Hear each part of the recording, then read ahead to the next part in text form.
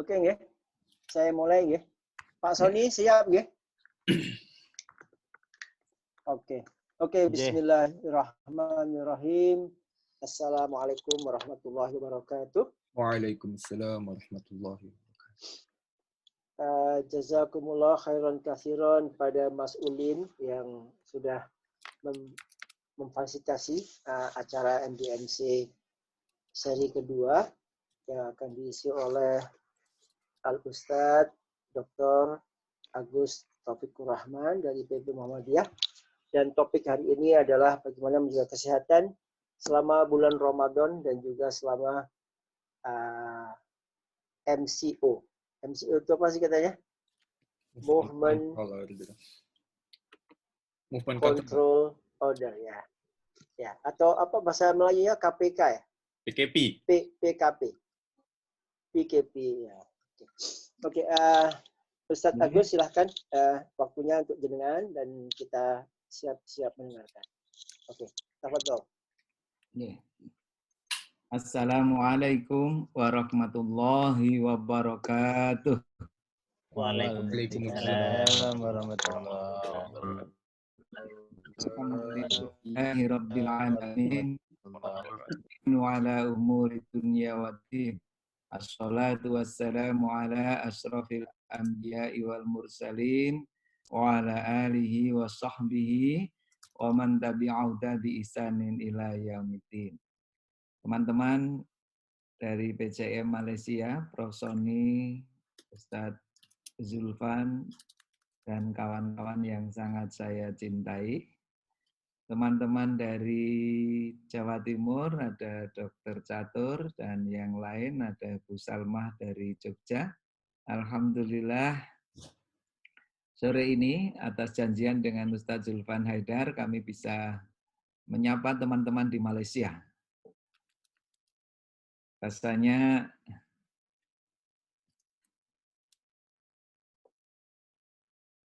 kami merasakan suasana yang berbeda gitu. Sebelum wabah COVID ini meledak, kita sedang bersama-sama di Malaysia. Dan setelah itu kita tidak boleh lagi ke Malaysia sampai sekarang. Mudah-mudahan nanti ada kesempatan lagi kita bersilaturahim darat di Malaysia dalam suasana yang lebih baik. Ini kita hari ketiga Ramadan. Di Malaysia juga ya? Ya, betul. Ketiga Ramadan ya.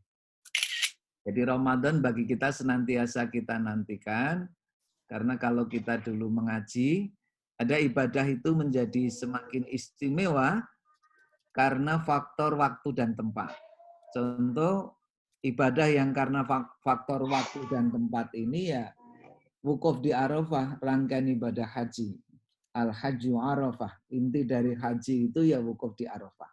Istimewa sekali ibadah ini, hanya dilaksanakan di tanggal itu, jam itu, di tempat itu, tidak boleh di tempat lain. Tidak bisa. Jadi ini ibadah istimewa karena faktor waktu dan tempat sekaligus. Ada ibadah yang oleh Rasul disebutkan menjadi istimewa karena faktor tempat. Di antara yang kita sering kenal adalah hadis yang masyhur itu, sholatun fi masjidi, sholat di masjidku. Tentunya dikit yang maksud adalah Masjid Nabawi. Lebih afdol 1000 kali dibandingkan sholat di tempat-tempat lain kecuali sholat di Masjidil Haram. Dan sholat di Masjidil Haram fadilahnya 100.000 kali. Ini karena faktor tempat. Dan ada ibadah yang menjadi istimewa, diistimewakan di dalam sabda Rasul karena faktor waktu. Kalau yang harian adalah sepertiga malam terakhir, manakala kita bisa bangun, bermunajat, memohon kepada Allah, dikatakan disebutkan ketika orang itu meminta akan diberi, memohon dikabulkan, meminta ampun akan diberi ampunan. Sepertiga malam terakhir. Ini setiap malam ada. Dan ada yang 1 bulan penuh dan hanya sekali, yakni Ramadan. Maka kita nantikan Ramadan, dan kali ini kita berada di Ramadan yang istimewa. Barangkali seumur-umur baru kali ini kita Ramadan dengan tagline kalau di Indonesia itu di rumah saja. Kalau di Malaysia menurut Ustadz Zulfan tadi Ramadan di lockdown saja. Itu ya Ustadz Zulfan. Jadi baru kali ini. selama ini kita kalau Ramadan adalah selalu berada dan memperbanyak diri di masjid. Apalagi di akhir-akhir bulan Ramadan. Kita mengkhususkan waktu untuk iktikaf di masjid. Bahkan sebagian kita mempersiapkan diri jauh-jauh untuk bisa menjalankan ibadah umroh, berada di 2 masjid yang mulia ketika bulan Ramadan. Kali ini kita di suasana yang berbeda. Tapi kita yakin apa yang kita lakukan dengan tagline Ramadan di rumah aja tidak mengurangi keutamaan kita menjalani ibadah Ramadan di tahun ini. Karena begitulah yang dituntunkan Rasul, sunnahnya ketika ada bencana, ketika ada ancaman, ketika ada sesuatu yang mengkhawatirkan. Rasul bersabda, la doror wa la diror.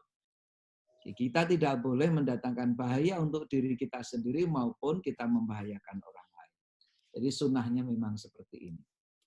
Nah, sebagai pengantar diskusi, kami akan bercerita dulu. Beberapa hari sebelum masuk Ramadan, itu kami ditelepon oleh teman media. Di antara pesan telepon itu intinya, bagaimana dampak puasa ini terhadap wabah COVID ini. Jadi bagaimana dampak puasa Ramadan dengan COVID-19 yang telah menjadi pandemi ini. Saya menangkapnya, teman wartawan tadi mau bertanya, apa tidak berbahaya ketika bulan Ramadan nanti kita berpuasa padahal ini sedang wabah atau pandemi COVID-19. Sehingga bagaimana sebaiknya di musim COVID-19 ini apakah kita berpuasa atau tidak? Ini pertanyaan kalau saya tangkap ini serius kita harus mensikapinya. Nah, saudara-saudara yang saya cintai, bahwa kita tahu bahwa corona yang kita kenal ini adalah virus tipe RNA, dan yang pertama kali muncul dikenal adalah sekitar tahun 60-an. Yang paling terkenal corona ini ketika menjadi wabah sekitar tahun 2003 di China dalam bentuk SARS. Kemudian setelah itu di 2012-2013 muncul di Timur Tengah di Saudi dalam bentuk MERS. Sama jenisnya adalah corona. Nah, yang kali ini kita menyebutnya dengan nCoV atau novel corona jenis baru yang penyakitnya disepakati dikasih nama dengan COVID-19 ini. Sama-sama virus corona. Kalau ada virus, sebetulnya yang akan menginfeksi kita atau tidak, itu rumusnya satu. Nomor satu, apakah kita terpapar dengan virus itu? Jadi semakin kita sering terpapar, maka potensi terjadinya infeksi semakin besar. Kemudian yang kedua, sejauh mana tingkat virulensi dari virus tersebut? Kemampuan menginfeksi dari virus itu seperti apa? Nah, kemudian yang menjadi pembaginya, apakah kita akan terinfeksi dengan serius atau tidak adalah sejauh mana kekebalan tubuh kita masing-masing. Jadi kalau kita terpapar dalam paparan yang banyak, virusnya juga sangat hebat, virulensinya hebat, sementara kekebalan tubuh kita rendah, maka potensi mengalami infeksi serius itu terjadi. Oleh karena itu, selain faktor terpapar tadi, dan juga kalau tingkat virusnya kita sudah memahami, virus kita sekarang ini memang luar biasa kemampuan penetrasinya. Dahsyat. Dulu orang agak guyonnya gini. Ini kalau di Indonesia ini. Mas Ulin mungkin masih hafal di Indonesia. Di Indonesia itu kalau beli barang, terus produknya produk Cina itu biasanya harganya murah atau ora awet. Sehingga ada teman yang ngomong, saya yakin Pak, corona ini nggak akan awet. Loh kok yakin? Iya kan dari Cina Pak. Biasanya barang Cina ora awet gitu. Terus banyak yang guyon-guyon dengan seperti itu. Bahkan kemudian ya ini namanya virus sesuai dengan rumusnya, rumuskan self-limited disease. Tapi kenyataannya corona ini agak beda. Beda sekali. Beda sekali. Ketika kita membuka diri untuk terpapar, padahal melihat jenis virusnya sudah seperti ini, kekebalan tubuh kita sangat rendah, potensi untuk mengalami infeksi serius itu bisa terjadi. Nah, kaitan dengan tadi, kunci utamanya adalah sistem kekebalan tubuh kita. Bagaimana puasa ini dengan sistem kekebalan tubuh? Kita buka-buka beberapa penelitian, karena orang meneliti dampak puasa ini luar biasa banyaknya. Di antara yang kami baca, laporan dari penelitian adalah, ini ada penelitian kepada manusia dan penelitian kepada hewan. Ketika penelitian kepada hewan dilakukan terhadap hewan yang dipuasakan, ternyata memang kondisi sel darah putihnya, leukositnya itu jauh lebih baik. Proses pembentukannya, kondisinya. Sehingga di dalam posisi siap sebagai salah satu komponen sistem imun tubuh. Ketika penelitian itu kepada manusia, ternyata hasilnya juga demikian. Orang-orang yang dipuasakan, kondisi sel darah putihnya, leukositnya itu jauh lebih baik, siap sebagai bagian dari komponen kekebalan darah. Sehingga dari sini, orang menyebut bahwa orang yang berpuasa itu justru akan menjadikan sistem imun kita semakin baik. Teori yang lain, setiap kita sebetulnya punya sel kekebalan tubuh yang lain. Ada sel T helper, ada sel NK. Kalau sel NK itu kita nyebutnya natural killer cell. Menurut Profesor Dr. Marstiawan, natural killer cell ini fungsinya ketika orang dalam keadaan tenang. Tidak gelisah, tidak cemas, tidak dalam emosi negatif. Nah, ketika kita berada di bulan Ramadan menjalankan ibadah puasa seperti ini, yakin kita dibimbing dalam posisi yang jauh lebih tenang dibandingkan bulan-bulan di luar Ramadan. Spiritualitas kita jauh lebih baik. Sehingga dengan begitu, sel NK kita akan berfungsi jauh lebih baik. Bukankah ketika orang berpuasa, Rasul menyebutkan ghufira lahu ma taqaddama min dzambih. Asal puasanya itu imanan wahtisaban. Ketika kita ada harapan diampuni segala dosa, maka kita akan merasa diri kita semakin tenang. Oleh karena itu, bersyukur kita ketemu dengan puasa ini akan meningkatkan sel imun kita. Jadi melalui sel darah putih, leukosit, juga melalui sel NK maupun sel T helper. Nah, Ramadan ini, Ramadan di mana kita menghidupkan malam lebih baik daripada di bulan-bulan yang lain.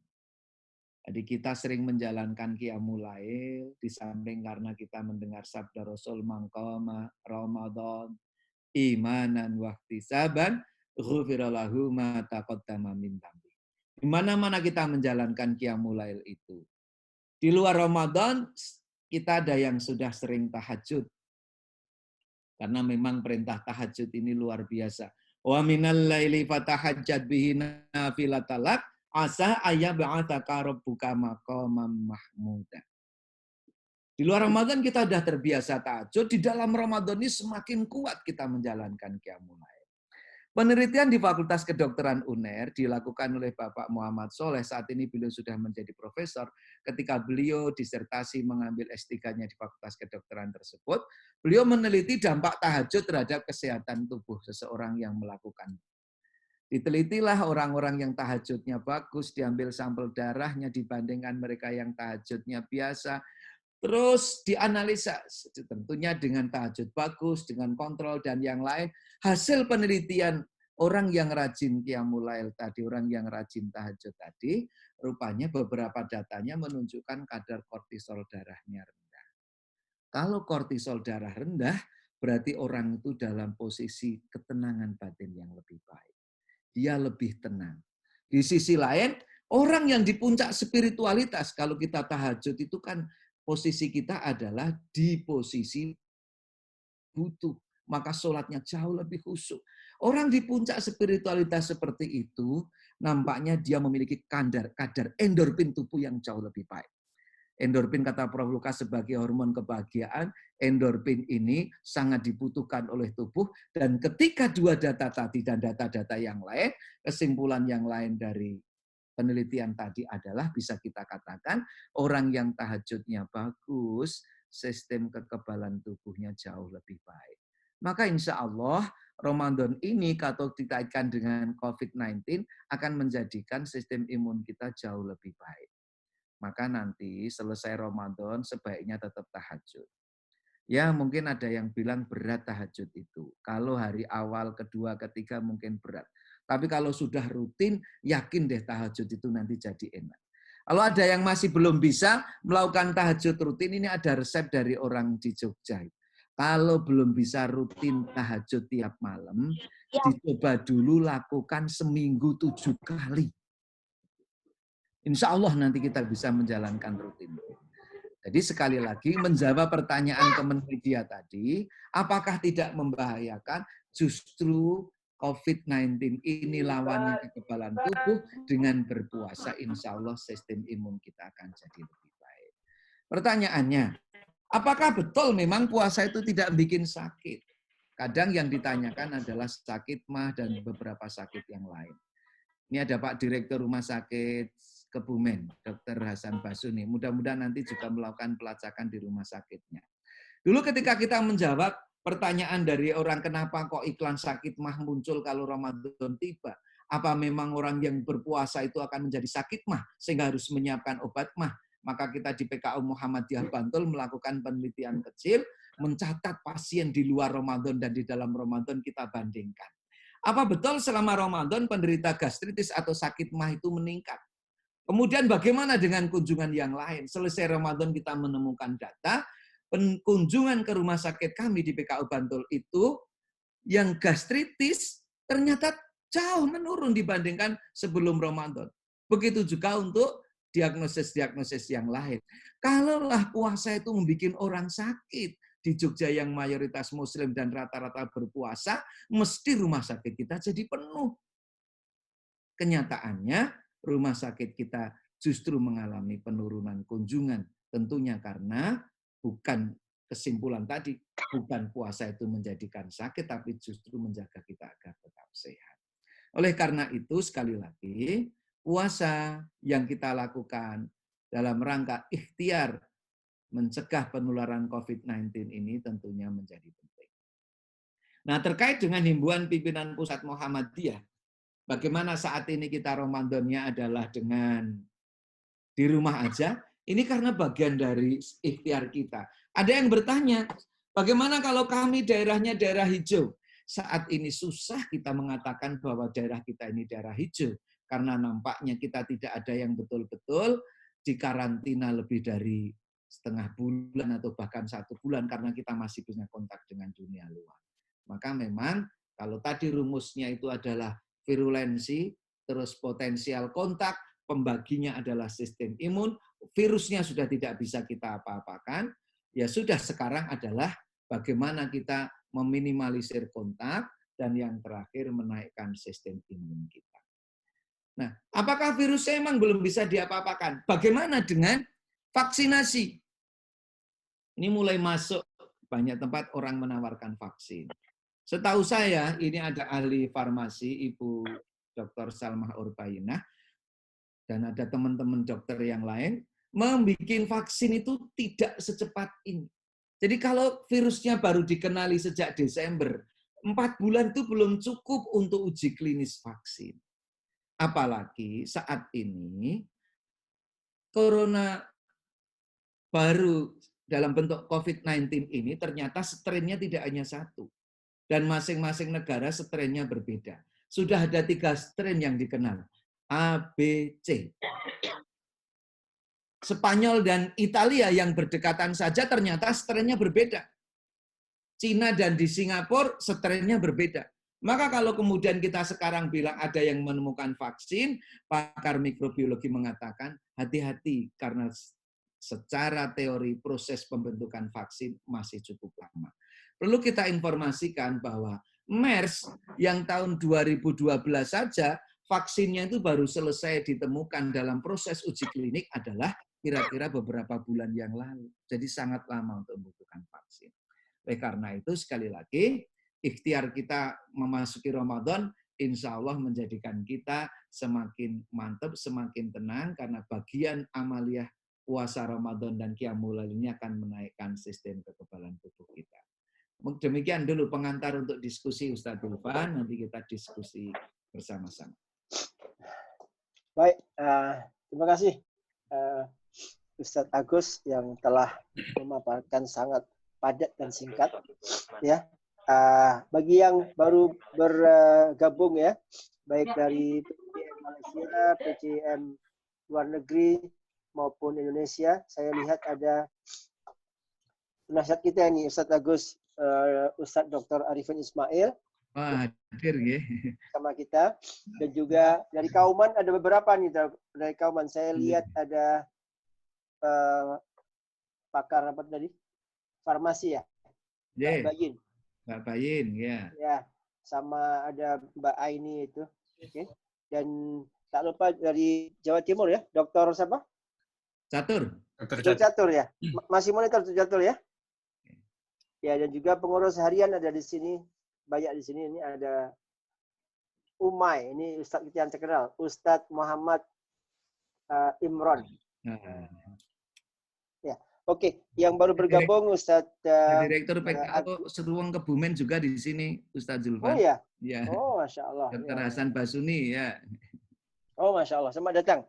Jadi saya yang terlambat bergabung, Ustadz Agus tadi memaparkan bahwa sekarang ini yang ikhtiar paling penting adalah ada dua, yaitu stay at home atau tinggal di rumah saja dan menaikkan imun sistem, Ustaz nggih.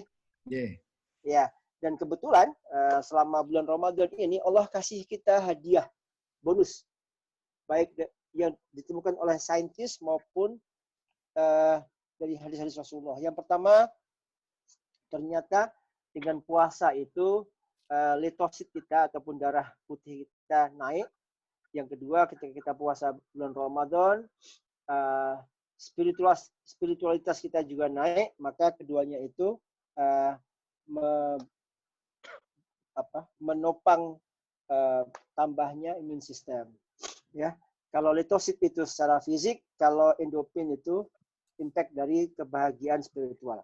Oke, mungkin ada yang mau komentar di sini ataupun bertanya, silakan. Dr. Agus siap menjawab. Jadi ini penemuan ini. Iya, materi kabeh. Ora ikut terusan. Saya mau tanya sedikit nih, Ustadz Zulfan. Apa? Oke, Profesor Sony, silahkan. Cuma sebelumnya saya mau menyapa ada Ustadz Najib Hamid itu. Hamid ya? Ahlan wa sahlan. Abu Ulin.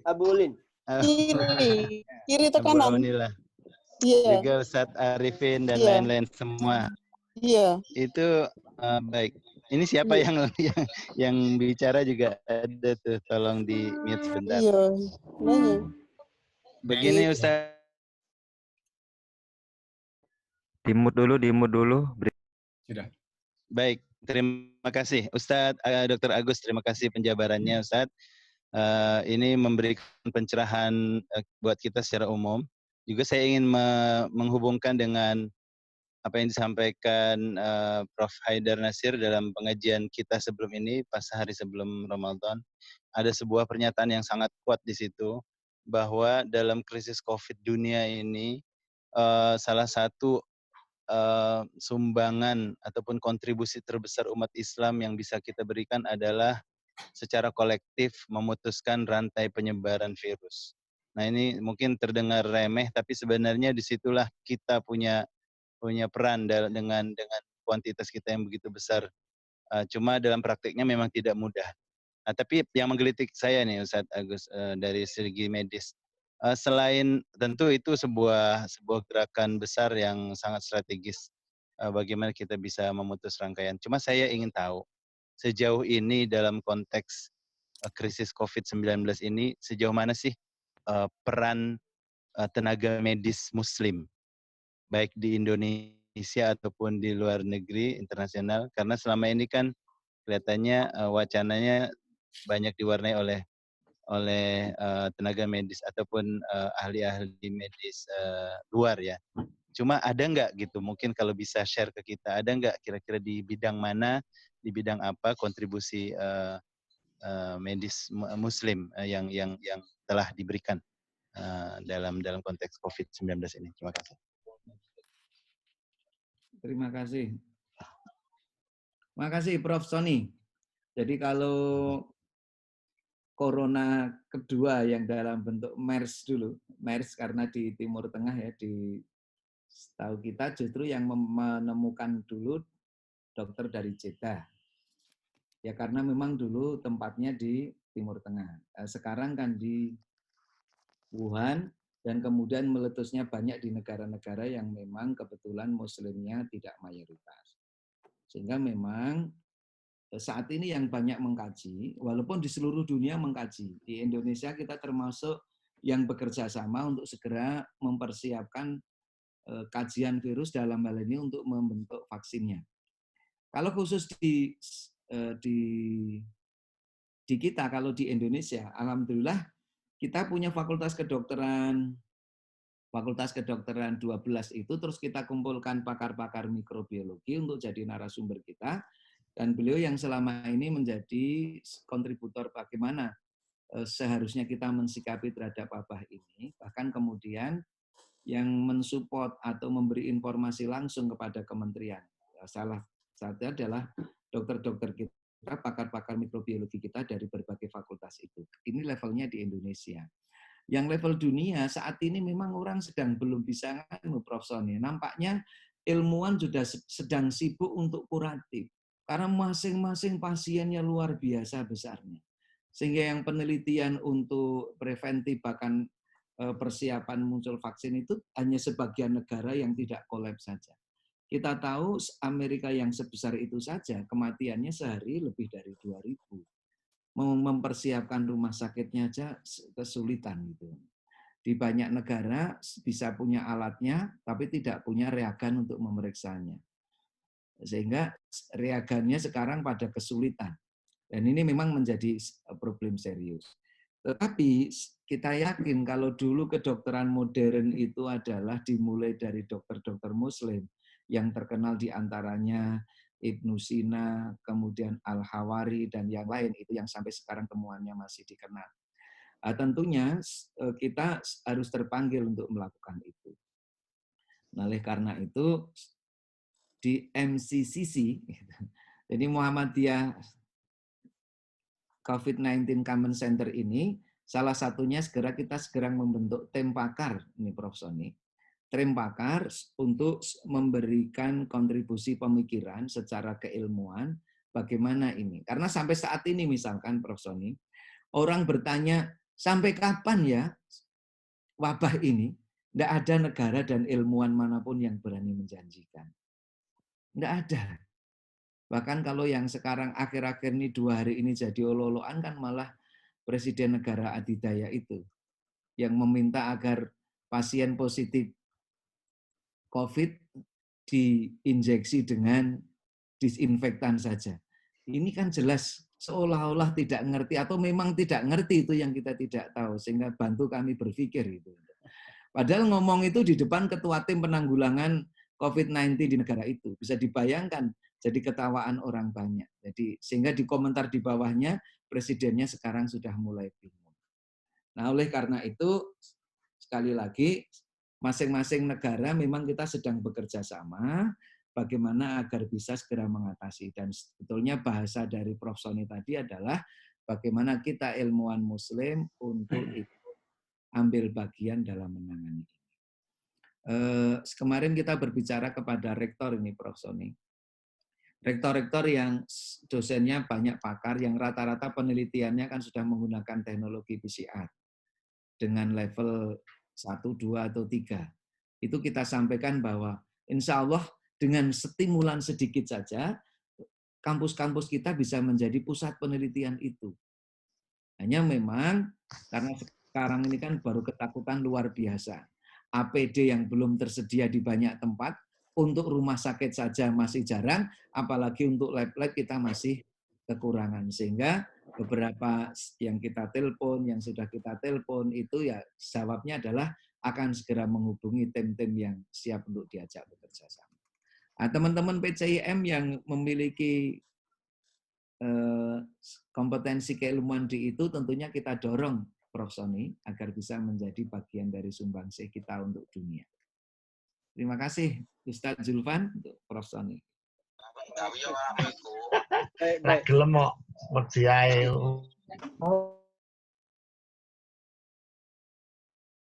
Taufik. bagi yang terlambat bergabung, ya, baru saja Ustadz Agus memaparkan pentingnya kita untuk membantu mencegah penularan virus ini dengan dua cara, yaitu stay at home, yang kedua yaitu meningkatkan immune system kita ataupun daya kekebalan tubuh. Kebetulan bulan Ramadan ini Allah kasih bonus bahwa orang-orang yang berpuasa ternyata litositnya ataupun darah putihnya justru menaik sehingga kita lebih kebal. Yang kedua, bagi mereka yang beribadah dengan khusyuk, maka akan dikasih bonus oleh Allah, yaitu endorfinnya akan naik sehingga kita juga lebih imun. Oke, silakan kalau ada yang mau bertanya, dan sekaligus dua hal ini membantah ya usulan beberapa orang di tanah air kita untuk membatalkan puasa karena COVID-19. Oke. Alhamdulillah. Silakan siapa yang mau bertanya langsung saja. Kak Zulfan, saya mau tanya nih. Ini siapa ini? Ya, Pak Agus. Pak Agus sehat, ye? Oh, Mbak Bayin. Saya mau tanya Pak Dr. Agus. Yang pertama terkait dengan COVID ya. Yang kedua tidak ada hubungannya dengan COVID. Yang pertama dok ya, sekarang ini kan ada kabar terbaru nih bahwa pasien COVID positif 19 itu bisa diterapi dengan plasma dari pasien yang pernah mengalami COVID-19 juga. Gitu. Nah ini pendapat Dr. Agus seperti apa? Kemudian yang kedua, saya sering banget banyak pertanyaan ke saya dok. Jadi pertama adalah bagaimana hukum bagi perempuan yang mengkonsumsi obat penunda haid biar bisa full puasa gitu dok. Nah kemudian juga apakah ibadah-ibadah yang bisa dilaksanakan oleh perempuan yang lagi haid selama puasa, tentunya selain puasa dan sholat ya. Itu dok, 3 pertanyaan. Terima kasih. Terima kasih Mbak Bayin dari UMY dan dari Kauman tadi ya. Silakan Ustadz Agus. Saya pernah lihat videonya itu Bu Salma Hurbainah tentang terapi plasma itu. Ya kita komentarnya kalau pada kasus-kasus GBS misalkan, kan ada terapi KEMS untuk kasus-kasus autoimun misalkan. Nah, kemudian kami konsultasikan kepada pakar mikrobiologi kasus itu. Komentar beliau adalah, ya virusnya belum bisa diapa-apakan. Dan kemudian terapi plasma itu kan butuh persiapan plasma, biayanya juga mahal. Yang pertanyaan utama sebetulnya dari sisi farmakologinya, dari sisi ilmunya Mbak Bayin sendiri, prosesnya uji klinisnya sudah sampai kapan? Sejauh mana kalau ibarat kita ada NNH dan NNT-nya itu sudah ketemu apa belum? Sehingga kita tidak bisa. Ketika orang dulu mau ngobatinya dengan kina pun kan sebetulnya tidak ada evidence base yang jelas. Sehingga justru disinilah letaknya kita masih sepakat bahwa virusnya sendiri itu kan hanya sedikit virus yang mempan dengan antivirus. Maka sebetulnya kalau orang mengobati virus, khususnya COVID-19 ini, kemudian dia terjadi pneumonia, ya kemudian yang kita atasi adalah simptom akibat pneumonia itu. Kalau sesak, kita atasi sesaknya. Sementara virusnya sendiri, itu sampai sekarang belum ada bukti ilmiah yang nyata bahwa virusnya bisa dibunuh dengan apapun itu. Satu-satunya adalah bagaimana membangun sistem kekebalan tubuh kita. Bahkan yang menarik laporan-laporan terbaru, misalkan dari Singapura. Orang yang sudah dinyatakan negatif pemeriksaan 2 kali beruntun pun, ternyata pada berikutnya dia masih bisa terinfeksi kembali. Sehingga ini berbeda. Tidak mesti orang yang sudah terinfeksi langsung memiliki sistem kekebalan. Jadi ini memang berbeda. Sekali lagi, beberapa itu kita belum bisa karena per teori dari standar evidence based medicine-nya kita belum menemukan bukti itu. Sehingga memang kalau hanya 10 orang tidak bisa kita jadikan bahwa 10 orang itu betul. Apalagi kalau teori terapi itu kan butuh kontrolnya. Siapa kontrolnya? Di random atau tidak? Apakah kemudian equal masing-masing sampel itu? Karena belum memenuhi standar good clinical practice tadi, maka kita tidak bisa mengatakan bahwa yang itu adalah sudah evident. Itu yang pertama tentang terapi tadi. Yang kedua, ya sebagian ulama sebagaimana menjalankan ibadah haji hanya karena dia tidak ingin nanti tertunda tawaf ifadahnya atau yang lain gitu, itu membolehkan untuk menunda. Tetapi kalau kita adalah bagaimana kita lebih baik melakukan natural seperti kita saja. Bukankah fikihnya kita memang sudah diperbolehkan mengqadha ketika kita dalam keadaan seperti itu.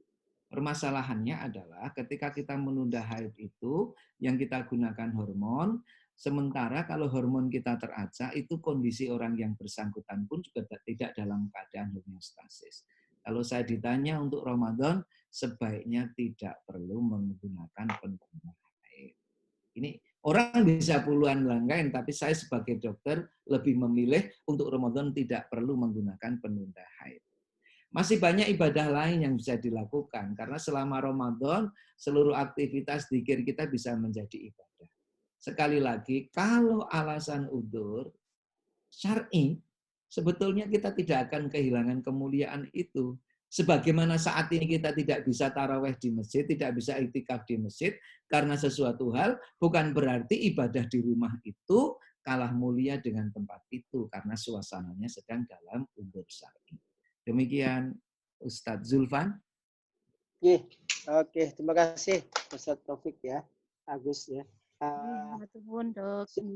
Silahkan ada yang mau tanya lagi. Tadi ditekankan oleh Ustadz Taufik, Agus Taufik Rahman, bahwa tidak untuk ibu-ibu dan juga para wanita tidak dianjurkan untuk memakai obat penunda haid untuk berpuasa ini. Yang kedua, terapi yang sudah dijalankan yaitu plasma terapi belum meyakinkan dan masih perlu kontrol grup ya Ustadz ya. Dibandingkan antara yang dapat terapi dan tidak dapat terapi belum nyata. Jadi apa yang terbaik saat ini adalah dua hal. Satu, stay at home ya, tidak ikut menyebarkan virus. Yang kedua, menambah immune system kita masing-masing. Silakan. Ustadz, saya mau tanya, boleh Ustadz ya? Boleh. Ya, ini di Indonesia kan di Jawa terutama, termasuk saya yang mengalaminya. Saya sudah biasa minum empon-empon, Ustadz. Jahe, kunyit, serai, asam jawa dengan juniper, jeruk nipis peras ya. Ya. Apa itu impact-nya terhadap imun sistem, Ustadz? Ya. Kalau kita minum, kalau orang Jawa nyebutnya bagian dari jamu-jamuan, itu akan membantu tubuh kita dalam keadaan bugar. Jadi lebih bugar. Jadi kalau kita sering nyebut, ada orang itu yang sehat optimal. Jadi dia sehat ya optimal, betul-betul optimal. Tetapi ada yang sehat tapi tidak bugar kan gitu. Jadi maka makanan-makanan itu akan membantu orang dalam keadaan lebih bugar, lebih baik. Dan kenyataan yang lain adalah dia secara imunitas akan jadi lebih baik. Tapi utamanya adalah membangun kebugaran sehingga sistemnya lebih dalam keadaan normal. Oleh karena itu, kita boleh mengkonsumsi itu. Tapi kalau pengen mengkonsumsi tambahan yang lain yang sudah pasti, yang sudah dijelas juga sabda Rasul, ya madu. Madu bagus, habatus sauda juga bagus untuk antioksidannya. Bahkan sebagian sumber menyebutkan kalau habatus sauda itu hadis Nabi kan bunyinya obat segala penyakit. Artinya kok bisa obat segala penyakit? Ternyata pakar meneliti habatus sauda itu kandungan imunomodulatornya luar biasa. Jadi bagaimana memodulasi agar sistem imun kita tambah baik. Sehingga habatus sauda dicampur madu itu sangat bagus untuk kita konsumsi. Sekali lagi, jadi hasil penelitian memang empon-empon dan sejenis itu meningkatkan kebugaran. Nah, kalau Jennifer tadi jelas itu kandungan vitamin C-nya sangat luar biasa. Nah, beberapa penelitian terbaru di samping karena tadi Mas Zulfan, empon-empon dan segalanya tadi pengandungan mineral vitaminnya luar biasa. Jadi memang vitamin lain yang dibutuhkan adalah selain vitamin C, itu sekarang adalah vitamin D. Maka di banyak tempat disarankan kita untuk mendapatkan vitamin D itu.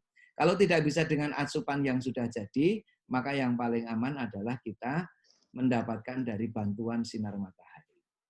Ya, sekitar jam 9, jam 10, tidak perlu lama-lama, hanya dalam waktu yang pendek, insya Allah kita sudah bisa menyerap. Tergantung umur. Demikian. Baik Ustadz. Nah, ada Ibu silakan, Bu Mintarsih. Oke, Bu Mintarsih silakan. Monggo Ibu. Terima kasih. Assalamualaikum Ustadz Agus dan Ustadz Zulfan. Gini ya, Ustadz Agus, saya tinggal di Kuala Lumpur, tepatnya itu di Kampung Baru, dan kebetulan itu adalah zona merah, yang betul-betul zona merah. Jadi semua penduduk Kampung Baru atau yang tinggal di zona merah itu mesti mengikuti ujian saringan COVID-19. Yeah. Setelah mengikuti saringan COVID-19, mereka harus karantina 14 hari di rumah. Jadi tinggal di rumah, nggak boleh kemana-mana. Yang menjadi pertanyaan saya, apakah setelah 2 minggu karantina itu, kita itu bebas dari wabah tersebut? Gitu. Yang kedua, apakah di Indonesia juga dilaksanakan seperti di Malaysia, kalau di kawasan zona merah itu ada ujian saringan free, maksudnya tidak bayar gitu. Terima kasih Ustadz Agus. Ya, pertama, ujian saringan kalau di banyak tempat atau rujukannya ke Korea itu menggunakan rapid test. Rapid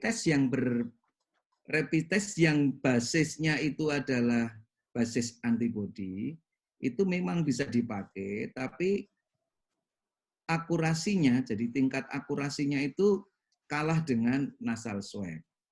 Jadi memang kalau kita rapid test, kalau harinya tidak tepat, itu belum tentu positif. Jadi kalau kita bilang negatif palsu.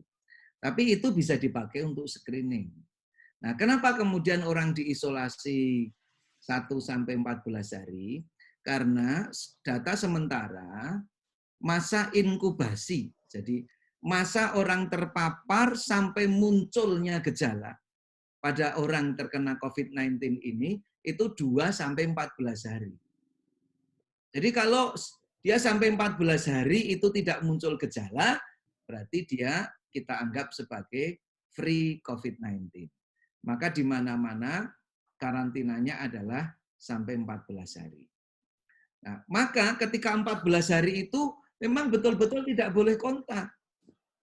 Kalau di hari ke-6 dia kontak, dia harus nambah lagi. Jadi tambah lagi, dimulai dari 0 di hari ke-6 itu. Setiap ketika dia kontak, maka ketika dia berada di lingkungan yang kita anggap betul-betul free dari kontak, 14 hari kok tidak muncul gejala, maka kita anggap orang itu adalah free COVID-19.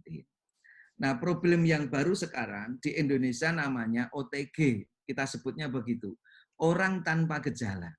Siapa orang tanpa gejala ini? Orang yang karena memiliki sistem kekebalan tubuh bagus, sebetulnya dia sudah mengandung virus, tapi dia tidak bergejala sama sekali. Ini ada teman kami dokter yang ngambil pendidikan spesialis, dia itu tidak bergejala, tapi dia inisiatif swab, hasilnya positif.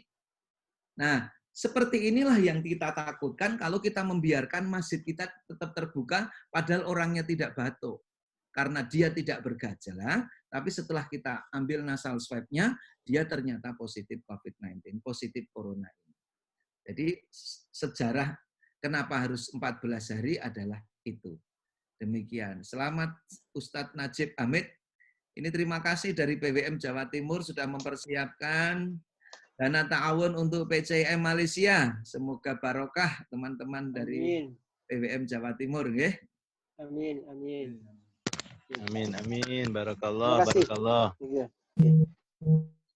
Ustaz Arifin ada mau komentar? Ada di sana Ustaz Arifin, silahkan. Monggo Ustaz Arifin. Ini penasehat kita, Dr. Arifin Ismail. Mas Ulin coba di unmute. Oh, siap, siap. Ya. Ustaz Arifin, siap. Oke, Tafadhol Ustaz Arifin. saya unmute. Belum. Belum, Ustaz, belum. Orang yang haid tidak ke monggo. masjid, tidak puasa. Kita harus pahami, tidak puasanya orang tidak bisa ibadah. Tidak puasanya orang haid itu ibadah. Tidak puasanya orang haid itu ibadah. Sudah ibadah. Nah, kenapa? Karena dia mengikuti perintah tidak boleh puasa. Jadi nggak usah berpikir bahwasanya kalau aku tidak puasa tidak boleh ibadah. Tidak puasa itu udah ibadah. Ya? Nah, itu konsepnya. Karena konsep ibadah ikut perintah Tuhan. Tidak boleh puasa berarti ibadah. Puasa pun kalau tidak haid ibadah. Malah kalau orang haid puasa malah melanggar ibadah. Itu konsep. Jadi konsep berpikirnya harus dibuat betul. Macam orang yang uzur tidak sholat itu ibadah.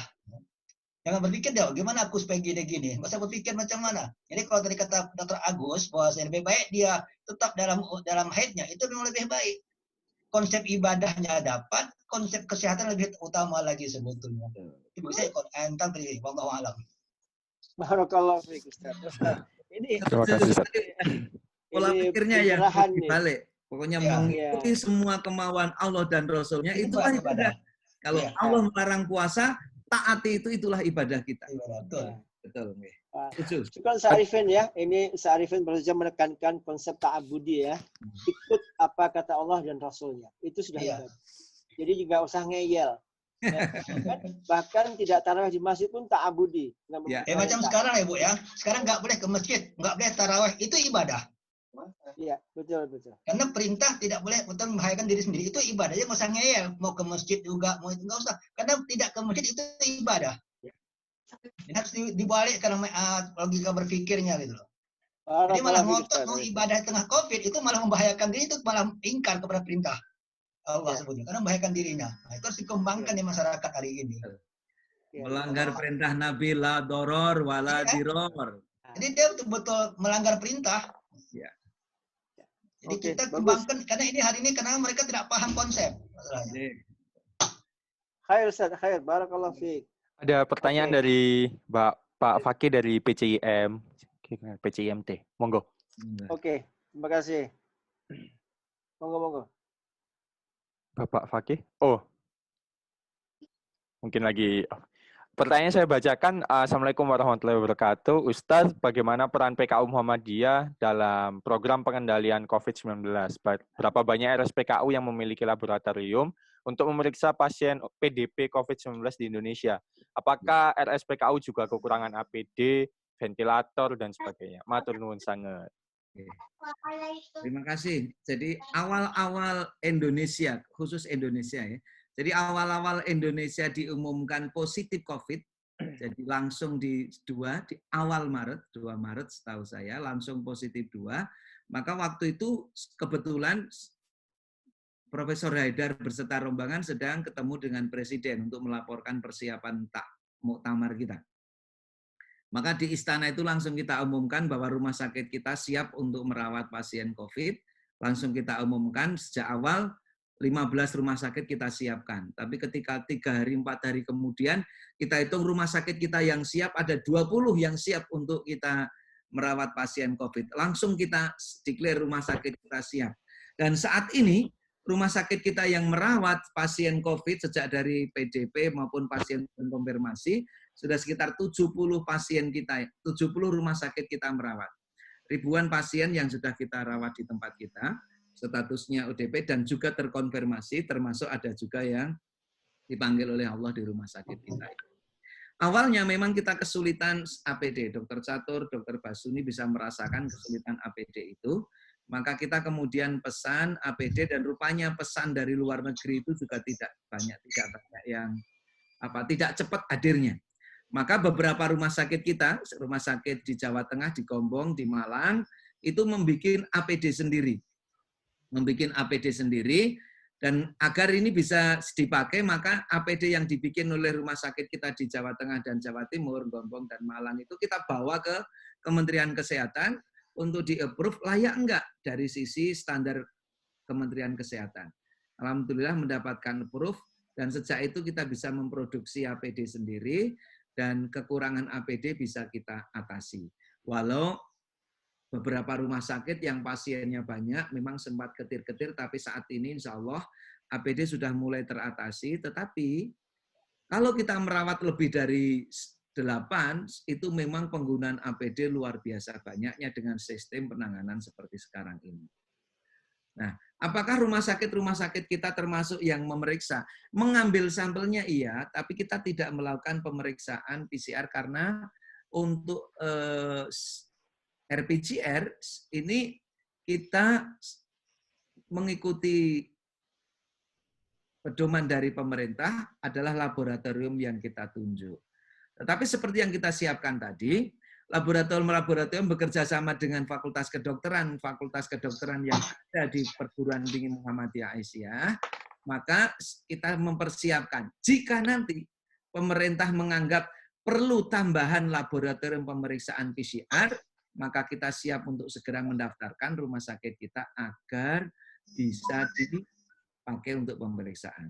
Yang menarik Bapak Ibu, di keluarga besar kita, Rumah Sakit Muhammadiyah Aisyah, melayani pasien COVID ini kita dengan semangat mengistilahkannya dengan jihad kemanusiaan. Jadi agar kita tidak ragu-ragu, tidak takut. Ini adalah jihad kemanusiaan. Kepada teman-teman yang bertugas di gugus tugas COVID rumah sakit, kita lakukan pembinaan agar tidak ragu-ragu. Karena kalau dia ragu-ragu, sistem imunnya bisa turun. Kalau dia cemas, sistem imunnya bisa turun. Maka kita kasih spirit, kita kasih semangat. Maka kita yakinkan, Allah berfirman, "Waman ahyaha faka'annama ahyan nasa jami'a." Barang siapa menyelamatkan satu kehidupan, maka baginya pahala seperti menyelamatkan seluruh kehidupan. Sehingga teman-teman ini jadi penuh semangat. Agar suntuk, kita siapkan penginapan di dekat rumah sakit. Jadi kalau di Jogja, Bapak Ibu bisa datang, kantor pimpinan pusat Aisyah yang dekat dengan rumah sakit itu, karena ada penginapannya di sana, kita pakai untuk penginapan teman-teman yang merawat pasien COVID. Karena awal-awal dulu, ada teman-teman perawat pulang dari rumah sakit ditolak dari asrama, karena khawatir dia menularkan. Maka kita atasi. Bahkan di rumah sakit yang lain, kita siapkan bangsal yang tadinya untuk rawat inap VIP, kita kosongkan untuk rawat inap petugas kita, agar dia bisa melayani jauh lebih baik. Di Jawa Tengah, Banyumas, di Gombong, kita rubah rusunawa kita menjadi bangsal khusus COVID. Jadi kita siapkan bangsal khusus COVID, dan itu agar kita bisa bersama-sama merawat dengan baik. Jawa Timur dan Jawa Tengah yang memiliki rumah sakit Muhammadiyah Aisyah terbanyak, alhamdulillah perannya luar biasa. Bahkan kerjasama dengan pemerintah itu luar biasa. Maka kemarin ketika sering menyimak laporan gugus COVID, kadang tidak menyebut peran ormas termasuk Muhammadiyah, kita sampaikan kepada Pak Menteri agar laporan itu menyebut juga peran Muhammadiyah. Karena Muhammadiyah itu telah melakukan sejak dari pencegahan, merubah paradigma sehingga yakin keagamaan fikihnya dimantapi. Terus kemudian kita juga melakukan jaring pengaman sosial melalui pembagian sembako di banyak tempat. Dan yang lebih penting lagi, kita ini juga melakukan perawatan kuratif kepada pasien-pasien yang ada. Kadang itulah, tapi mungkin karena Ustadz Najib, orang Muhammadiyah itu spiritnya sudah pokoknya menolong harus ikhlas, sehingga kadang lupa membangun pemberitaan positif di media. Jadi karena semangatnya ikhlas, sehingga sampai kita lupa tidak memberitakan apa yang sudah kita lakukan itu. Terima kasih. Ya, baik Ustaz Agus. Mas Ulin, ini sudah jam 6, sampai jam berapa kita ya? Monggo. Kalau dirasa cukup. Kalau mungkin ada pertanyaan terakhir, 1-2. Ya, mungkin kita beri peluang satu pertanyaan, satu komentar ya. Monggo. Dari para lainnya di sini. So, Ustaz Najib mau komentar, monggo dari Jawa Timur. Pak Najib itu ya. Pak Najib, monggo. Abu Ulin, monggo Abu Ulin. Tercatur, monggo. Assalamualaikum. Waalaikumsalam warahmatullahi wabarakatuh. Para ustaz, para mujahid. Kurang keras, Mas Najib, kurang keras ya. Yang saya hormati para ustaz, para dokter, para mujahid dakwah di mana saja berada, yang di Malaysia, bagus yang di Jogja. Terima kasih. Tadi dikabari bagus untuk gabung, tapi karena masih rapat dengan Majelis Kader Jawa Timur. Jadi ini sehari ini tadi sudah 4 kali kelihatannya rapatnya. 5 kali pengajian ini. Jadi ini melebihi sibuknya non era corona. Luar biasa. Saya berterima kasih dapat kesempatan bersama-sama. Juga mudah-mudahan kawan-kawan yang di Malaysia tetap tabah. Meskipun Jawa Timur sudah mengirim sejumlah uang, tapi kami di Jawa Timur percaya bahwa itu belum seberapa. Tapi itulah bukti kebersamaan, bukti peduli kami berbagi. Itu Dr. Catur juga ikut di dalamnya. Sekarang Jawa Timur ini fokus pada kegiatan kemanusiaan, meski tanpa mengurangi kegiatan yang lain, tapi kegiatan kemanusiaan karena yang ditangani adalah Jawa Timur. Justru sekarang ketika berbagi itu susah. Barang yang mau dibagi tidak sebanding dengan yang mau menerima. Betul. Alhamdulillah kemarin dan hari ini kita dapat paket dari gubernur 2.500 paket yang akan didistribusikan ke Jawa Timur. Sebelumnya juga dapat 15 ton beras dari komunitas lain. Kesimpulan kami bahwa apa saja yang kita lakukan untuk orang lain selalu digantikan oleh Allah yang lebih banyak lagi. Dan itu kami rasakan di Jawa Timur. Luar biasa orang peduli lewat Muhammadiyah. Dan terima kasih doa semuanya. Mudah-mudahan kita semua sehat walafiat. Baik yang di Jogja, di Malaysia. Salam untuk di Ulin, Aunila, tetap semangat. Ya. Tapi jaga kesehatannya. Kepada Prof. Tony, terima kasih atas bimbingannya. Mudah-mudahan pertanyaannya dibacain aja atau boleh didengar ya Ustaz ya? Amin. Terima kasih. Assalamualaikum warahmatullahi wabarakatuh. Waalaikumsalam warahmatullahi wabarakatuh. Saya perlu sampaikan, ya, jazakallah Mas Najib, saya sampaikan bahwa PWM Jawa Timur telah menyumbangkan uang sebanyak 150 juta. Betul ya, Pak Sony ya? Betul. Ya, melalui PCIM dan akan diagihkan atau dibagikan oleh Lazismu untuk membantu warga Indonesia di sekitar Lembah Klang, yaitu Kuala Lumpur dan sekitarnya, juga mungkin sampai Johor dan Negeri Sembilan ya.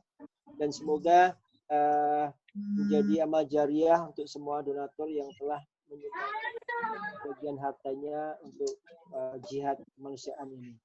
Terima kasih Mas Najib. Mas Ulin ada pertanyaan lagi apa tidak? Satu lagi. Ada terakhir dari Ustadz Fatoni mungkin. Sama mungkin juga itu Pak, komentar dari ya kesan-kesannya frontliner, Dr. Catur, Dr. Oke, boleh. Saya ya, Ustadz Agus saya jadi terpikir setelah ini saya akan undang Mas Agus Samsudin. Bagus. Kakak kelas saya di IMM Gajah Mada itu, ya, untuk bersama kita nanti. Bersama pendiri. Iya. Ketua majelis ya. Ya. Ketua majelis Kesehatan dan sekaligus ketua MCCC. Ya, ketua MCCC. Ya, insya Allah saya akan ajak. Oke, silahkan yang Monggo, bertanya. Ustaz Fatoni. Monggo. Fatoni, silahkan. Masih di mute. Bismillahirrahmanirrahim. Assalamualaikum warahmatullahi wabarakatuh. Waalaikumsalam warahmatullahi wabarakatuh. Ustaz Fatoni. Terima kasih Ustaz Agus atas pencerahannya. Ternyata ketika kita berbagi seperti banyak hal-hal baru yang kita ketahui yang mungkin tidak tercover oleh media gitu ya.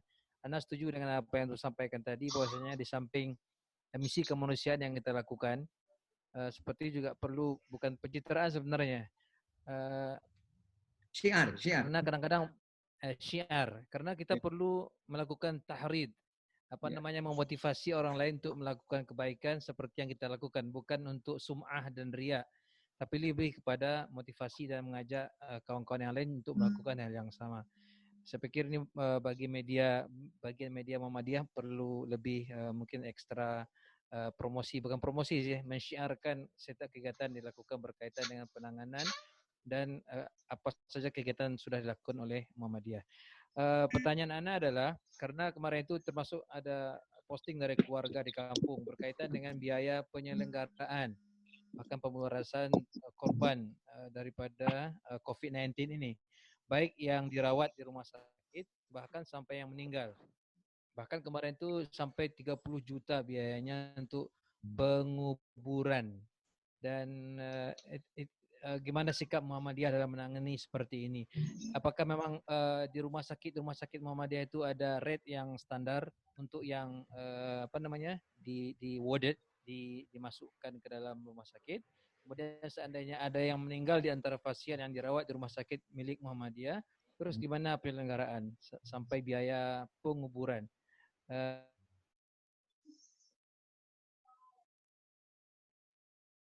Ya.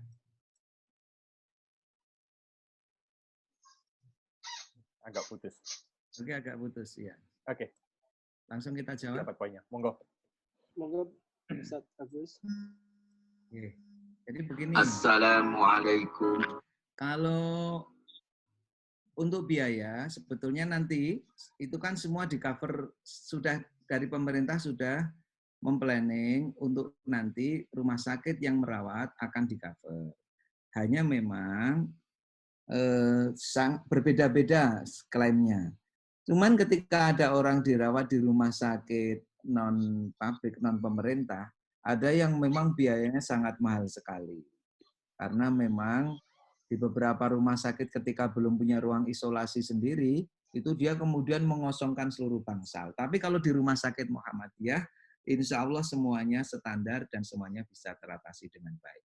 Bahkan kalau pemakaman, kemarin pagi kita di rumah sakit Muhammadiyah kita ada pasien yang meninggal, dan itu kita dengan protap pasien COVID, kita kerjasama dengan tim rumah sakit, dan yang luar biasa, kita MDMC itu punya tim pemakaman seperti itu, Ustadz Fatoni. Jadi kita punya tim MDMC, dan kita siap membantu, dan semuanya siap. Jadi insya Allah, kalau di rumah sakit kita tidak akan ada biaya yang sebesar itu. Karena kita memang sudah menangani dengan baik, dan kita tahu bahwa ketika virus ini kan bukan makhluk, istilahnya makhluk yang tidak bisa hidup sendiri, dia harus butuh inang. Jadi dia tipe RNA, dia butuh tempat, dia butuh DNA untuk bisa hidup. Maka kalau pasiennya sudah mati, dalam kurun waktu tertentu, virusnya juga akan ikut mati karena selnya semua ikut mati, berbeda dengan bakteri. Maka yang paling penting adalah ketika semua jenazah tadi yang terindikasi COVID itu sudah kita atasi dengan protap penanganan jenazah COVID, sudah aman kita semuanya. Standar APD-nya juga sudah ditentukan level 1, level 2, level 3, dan insya Allah di rumah sakit kita, sejak petugas memandikan, sampai petugas menguburkan, semuanya sudah ada. Bahkan kita punya tempat dekontaminasi untuk ambulan yang habis dipakai untuk mengantar pasien maupun jenazah terduga COVID-19 tadi. Jadi di rumah sakit kita ada halaman, dan itu siapapun, tidak harus rumah sakit, tidak harus ambulan dari rumah sakit kita.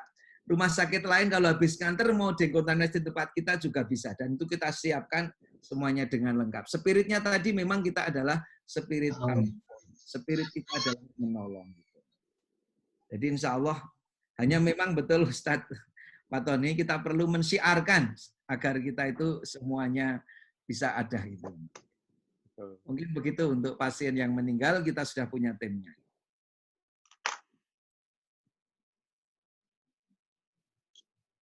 Baik, ada lagi Ustaz Agus? Mau menambahkan? Ya. Mungkin jadi begini Bapak Ibu, kembali kepada tadi. Jadi insya Allah kalau virusnya kan kita sudah tidak bisa ngapa-ngapain. Ya virusnya memang sudah seperti itu. Yang penting kita mencegah agar tidak terjadi kontak untuk meminimalisir penularan. Dan kalau karena sesuatu hal terpaksa kita harus kontak, bagaimana kita jaga agar imunitas kita tetap baik.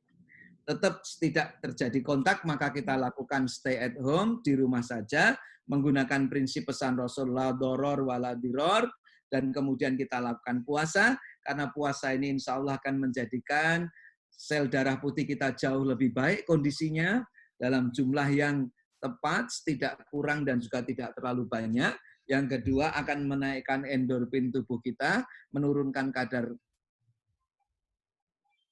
darah yang dalam hal ini adalah kortisol darah kita akan turun, sehingga kita dalam posisi yang lebih homeostatis, kita jauh lebih sehat, kekebalan tubuh kita jauh lebih baik.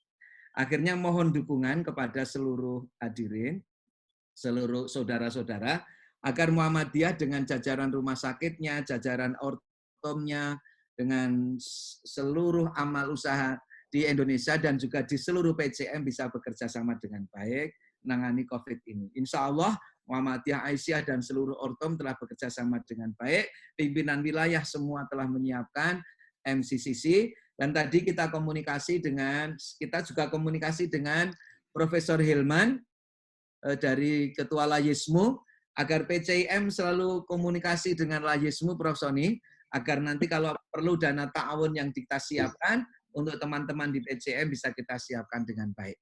Jadi insya Allah ini kita bekerja dengan baik. Ini yang menarik bahkan karena sekarang ini di mana-mana orang melakukan fundraising, sehingga sumber fundraising kita sedikit. Ini kemarin orang yang suka dengan Sobat Ambiar Didi Kempot dalam satu event di rumah saja ternyata terkumpul berapa M? 7M lebih. Nah, dalam waktu dekat insya Allah kerjasama dengan Layismu, kita dengan Roma Irama. Roma Irama. Terus nanti yang terakhir kemarin dibicarakan mudah-mudahan nanti dengan Bimbo. Spirit fundraising dengan tetap di rumah saja.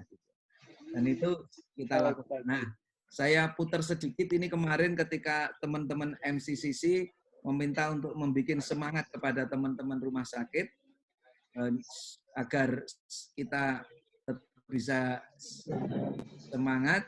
Monggo. Oleh karena itu, boleh share screen. Kita coba share screen. Siap.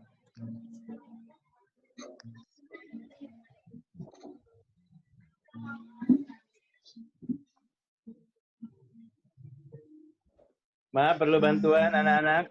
Oh. Share screen-nya tidak muncul, tapi nggak apa-apa. Monggo. Sudah. Muncul, Pak. Muncul ya? Muncul. Bisa. Nah, kemarin untuk memberi semangat, teman-teman kita siapkan video kecil ini. Agar teman-teman rumah sakit semangat untuk mengatasi pasien. Assalamualaikum warahmatullahi wabarakatuh. Kepada teman-teman pejuang pelayanan kesehatan di rumah sakit yang saat ini sedang menangani wabah COVID-19. Marilah kita senantiasa tetap ikhlas dan sabar dalam tugas kemanusiaan ini. Sekalipun kita tahu keadaan semakin sulit. Tidak semua orang mendapatkan kesempatan mulia seperti ini.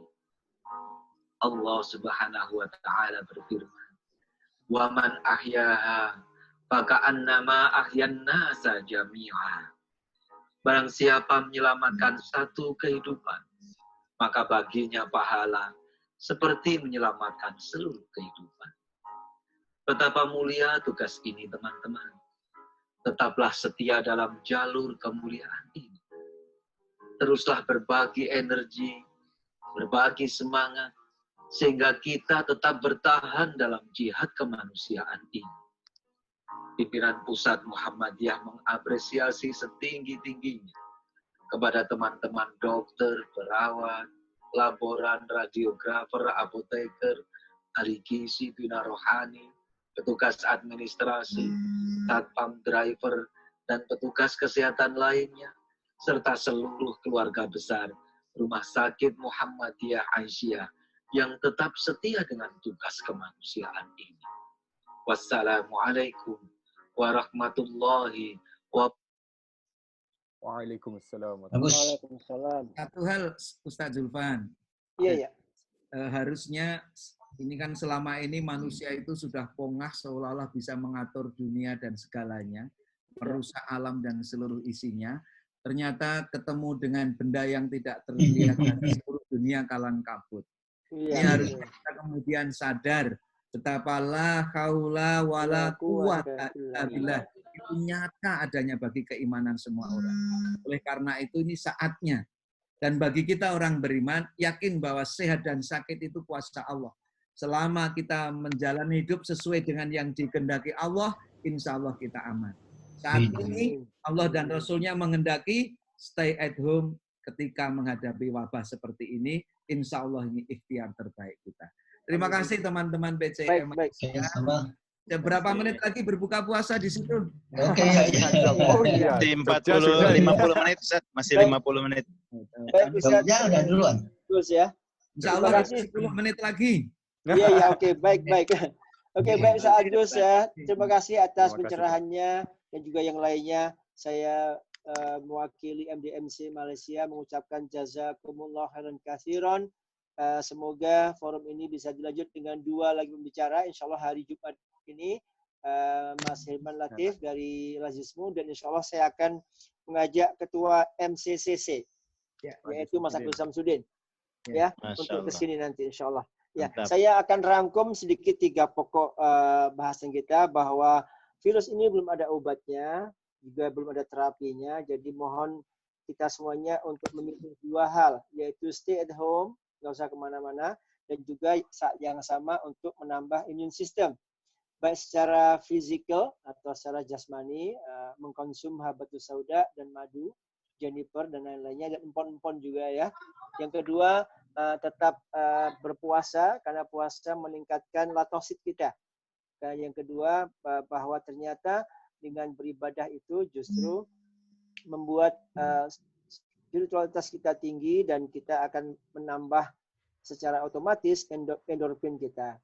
Yang terakhir, tadi Arifin menambahkan bahwa tidak ke masjid dan kemudian tetap tidak beribadah semasa haid, itu pun hanya ibadah juga.